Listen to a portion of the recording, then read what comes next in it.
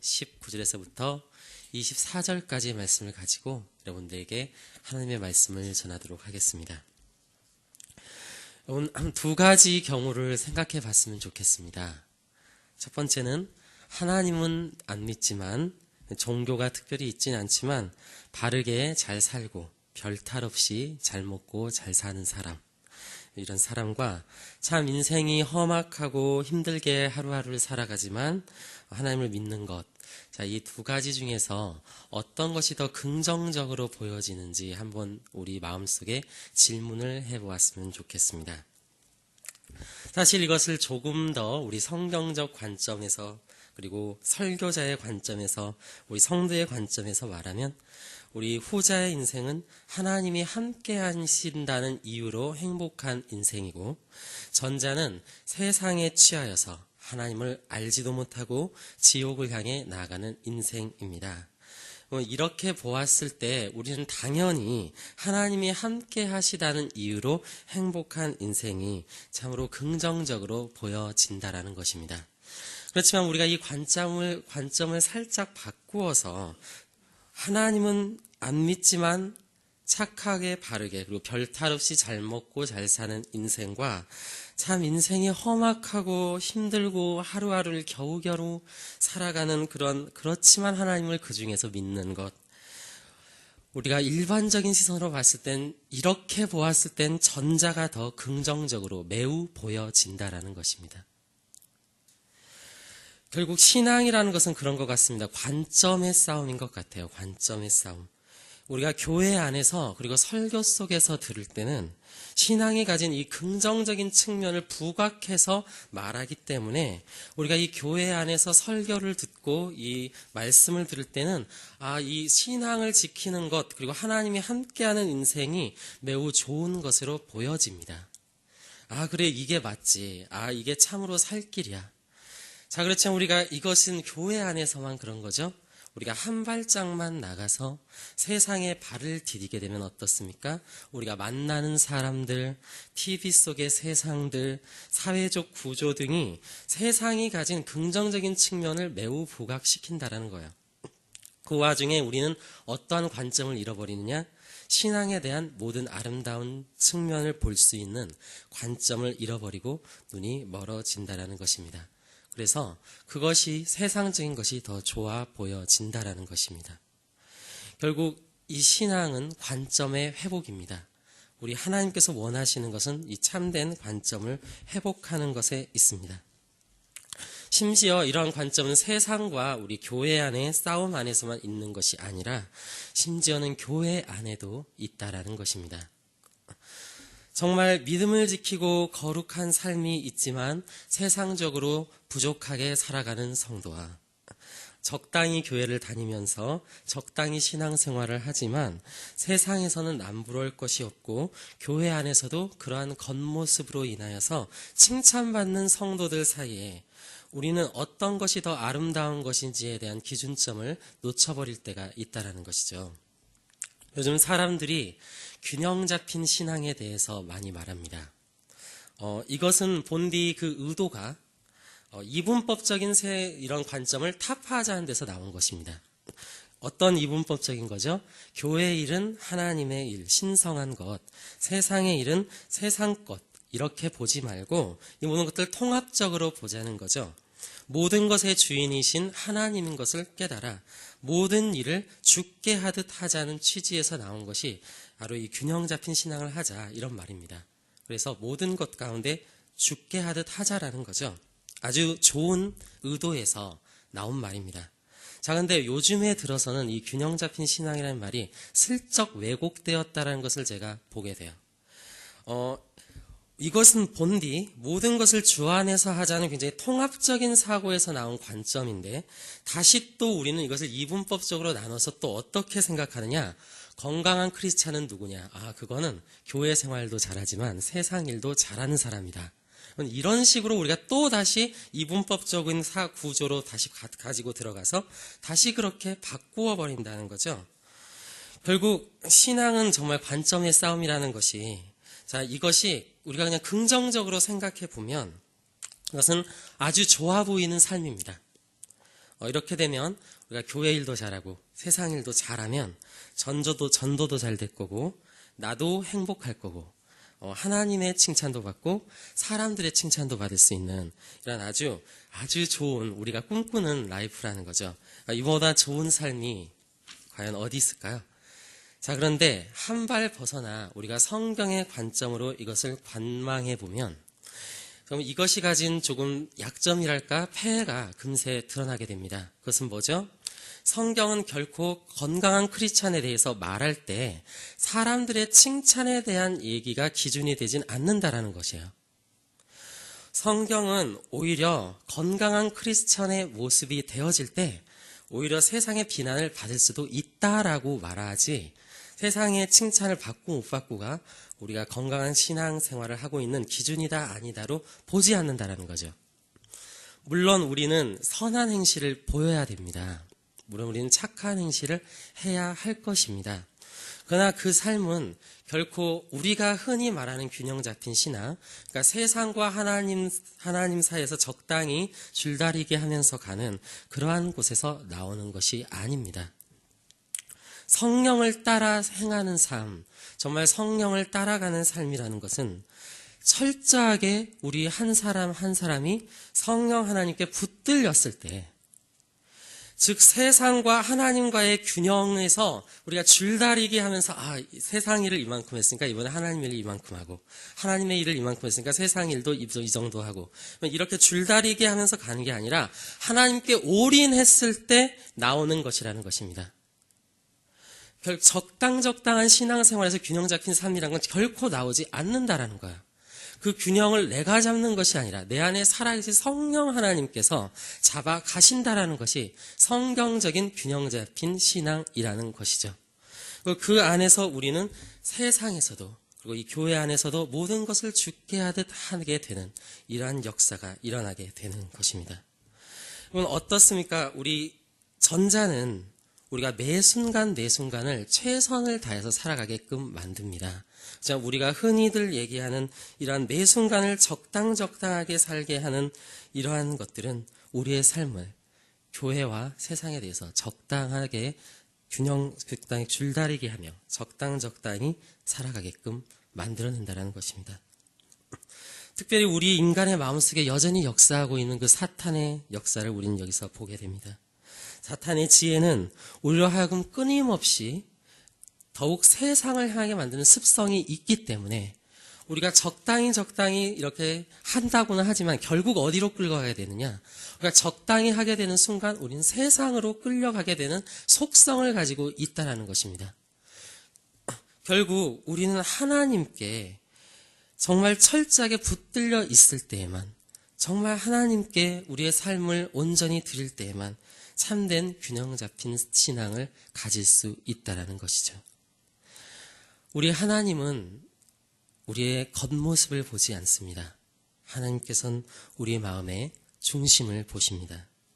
하나님은 우리가 누구를 따라가고 있는지를 보십니다. 그러니까 세상을 따라가는 사람도 때로는 겉보기에 좋아 보일 때가 있습니다.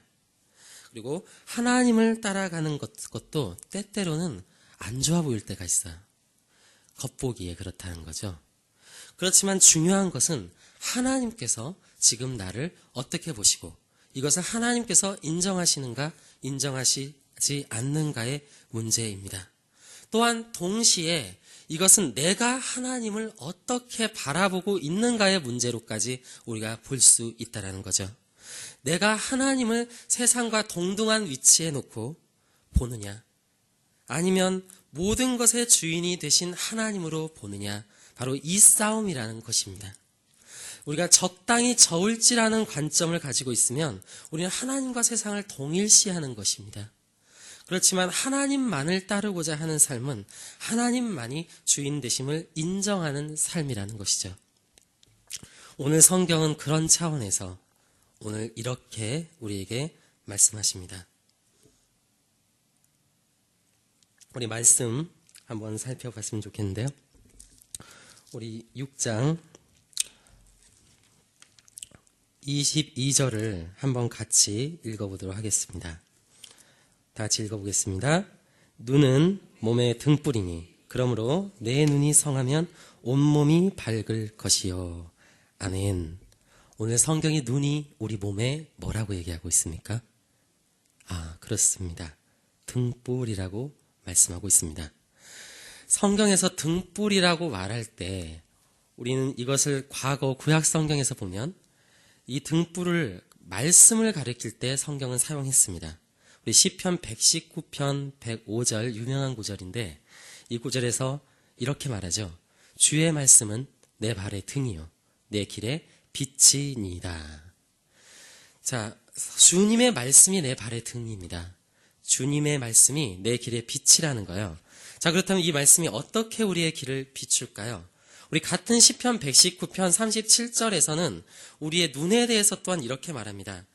내 눈을 돌이켜 허탄한 것을 보지 말게 하시고 주의 길에서 나를 살아나게 하소서.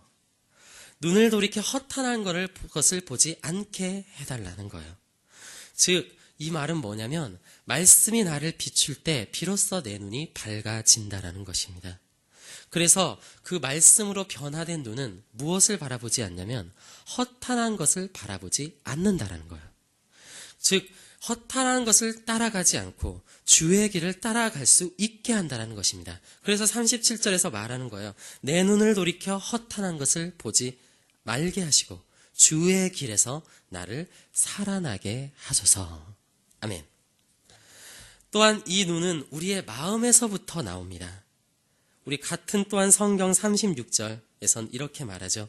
내 마음을 주의 증거들에게 향하게 하시고 탐욕으로 향하지 말게 하소서.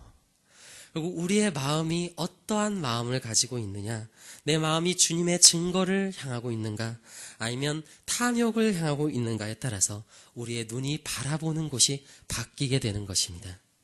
우리의 마음이 하나님을 기뻐하고 하나님을 사랑하고 정말 우리의 마음이 하나님만을 찾을 때 우리의 눈도 저절로 하나님이 기뻐하시는 곳을 바라보게 되는 것이죠.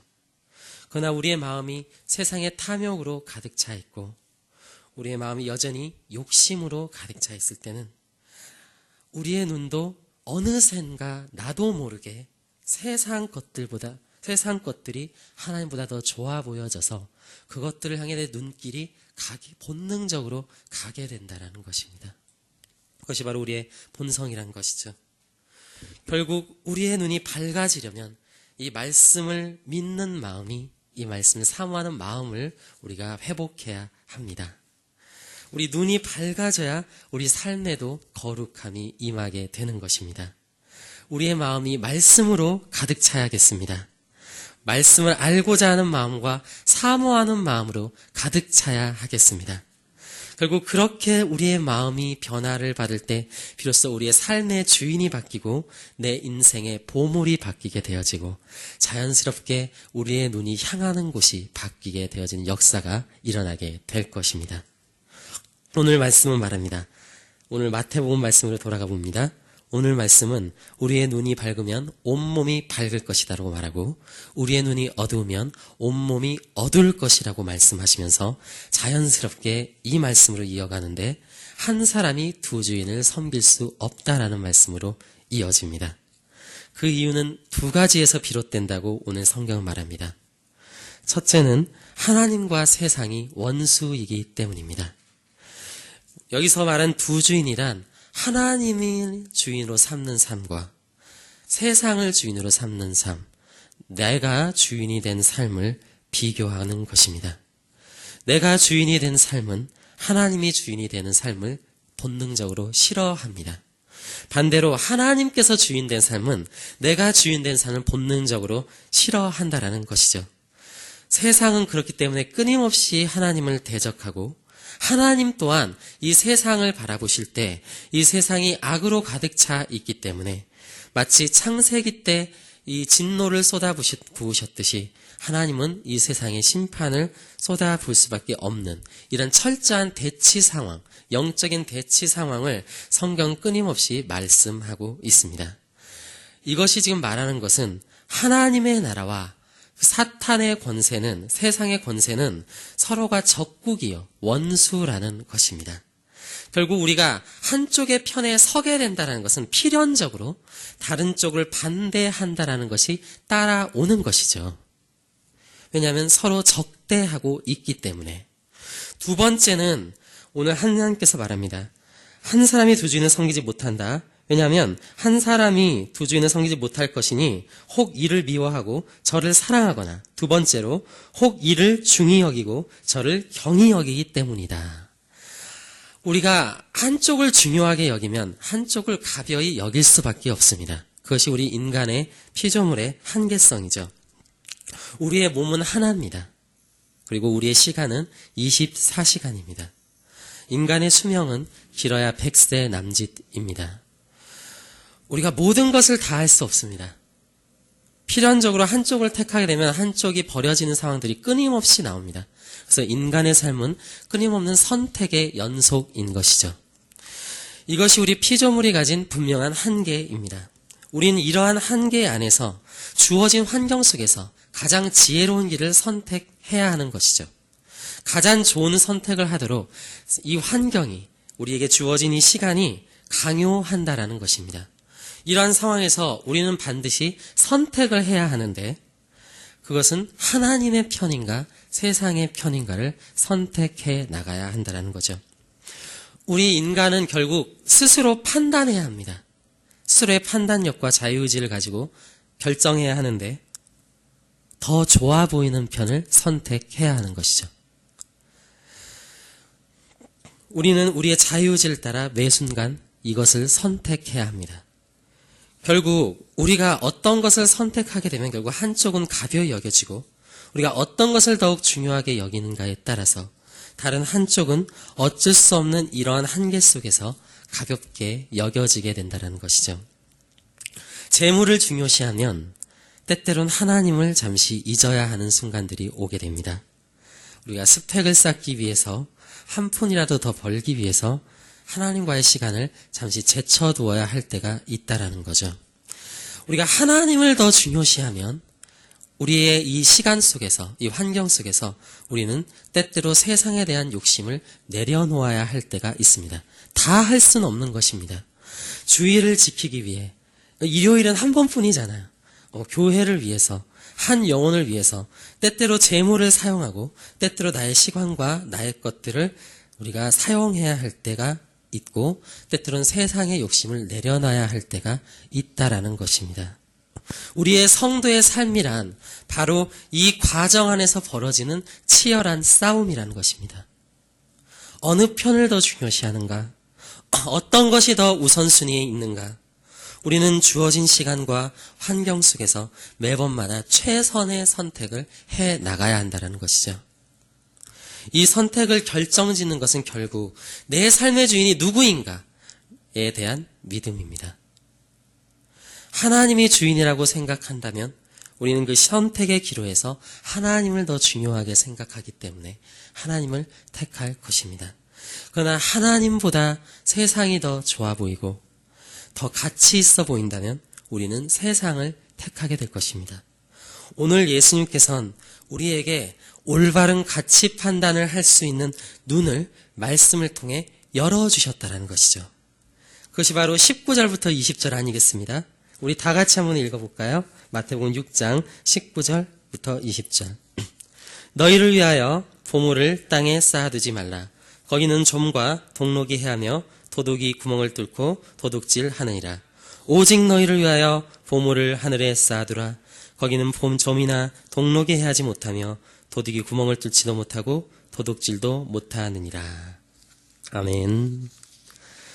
우리가 세상을 주인 삼아 세상을 선택하며 살아가는 인생은 좀과 동록에 썩어지는 인생이며 도둑질 당하는 인생이라 예수님께서 말씀하셨습니다. 그들은 창고를 가득 채웠다고 좋아합니다. 내 은행의 잔고에 이렇게 돈이 많고 내가 이렇게 부동산을 많이 쌓아놨고 내 창고엔 이렇게 많은 것들이 있어. 그렇지만 그들은 어느 날 창고의 문을 열어보았을 때 그곳이 비어있는 것을 보고 깜짝 놀라게 될 것입니다. 그들은 인생 가운데 많은 수고와 땀을 흘렸지만 결국 그 인간의 한계성 안에서 그는 결국 썩어가는 자신의 육체를 바라보며 슬피 울게 되는 날이 반드시 오게 될 거라는 것입니다. 그렇지만 우리 하나님을 주인 삼아 사는 인생은 어떻습니까? 우리 하나님을 주인 삼아 하나님의 나라를 선택하며 살아가는 인생은 우리 썩지 않는 인생입니다. 아무도 그 재물에 손대지 못하는 인생입니다. 왜냐하면 그것을 우리는 이 세상 창고에 쌓아놓은 것이 아니라 하늘 창고에 쌓아 놓았기 때문에. 그들은 이 세상 창고에서는 때론 풍성할 수도 있고 때로는 비어있을 수도 있지만 그거에 관계없이 하나님께 감사하며 기쁨으로 살아갈 수 있습니다. 그들은 그것에 의해 울고 웃지 않는다라는 거죠. 왜냐하면 그들은 하늘 창고에서 반드시 자신의 노력과 수고가 결코 헛되이지 않음을 볼 수 있을 것이기 때문에. 우리 오늘 포릭교회 성도들은 정말 우리 포릭교회가 정말 수고와 노력이 헛되지 않기를 축복합니다. 정말 그 재물을 예수 그리스도를 믿음으로 우리가 하나님의 말씀에 순종함으로 정말 그 세상과 하나님 사이에서 갈등하지 않고 기꺼이 하나님을 택함으로 그 수고와 노력이 결코 헛되지 않으며 하나님께서 인정해 주시는 이러한 인생이 되기를 진심으로 축복합니다. 우리 말씀으로 우리의 눈이 밝아졌으면 좋겠습니다. 그래서 진짜 보물을 볼 줄 아는 눈이 있었으면 좋겠습니다. 우리가 보물을 보는 눈이 있어야 되는데 정말 때때로 우리가 겉보기에 그것이 질그릇과 같아 보이고 그냥 쓸모없는 밭처럼 보여서 이 보물을 때때로 사지 못할 때가 있습니다. 그렇지만 예수님께서는 그 안에 있는 보화를 보라고 말씀하셨습니다. 특별히 우리는 물론 세상 안에서 그걸 볼 수도 있겠지만 정말 1차적으로 우리 안에 살아계신 성령 하나님을 정말 볼 수 있는 눈이 있었으면 좋겠습니다. 내 삶을 바라볼 때, 내 인생을 바라볼 때 때때로 이것이 가치가 없어 보이더라도 질그릇과 같아 보이더라도 우리가 내 인생의 가운데 만족할 수 있는 것은 기뻐할 수 있는 것은 내 안에 보화가 있기 때문에 내 안에 이 보물이 있기 때문에 예수님이 계시기 때문에 우리는 참으로 기쁜 인생이다. 내 안에 보화가 있다. 내 안에 예수 그리스도가 계시다. 이 관점을 우리가 회복하고 이 믿음을 회복하여서 정말 이것을 위해서 우리 모든 것을 올인할 수 있는 정말 우리 안에 계신 성령 하나님, 우리 안에 계신 예수님 때문에 우리 하나님께서는 우리를 위해서 모든 것을 하시잖아요. 심지어는 하나뿐인 아들까지도 희생하시지 않습니까? 우리가 그 사랑을 알고 그 복음의 비밀을 알았는데 우리가 정말 우리가 이 보석 같은 신앙을 위해서 우리가 바치지 못할 것이 뭐가 있을까? 우리 다시 한번 생각해 보게 됩니다. 정말 우리 이 시간 우리의 믿음을 정말 회복하길 원하고요. 그것으로 인해서 기뻐하고 그것으로 인하여 살아갈 힘을 얻는 우리 포릭교회가 되시기를 진심으로 소망합니다. 우리 함께 이 시간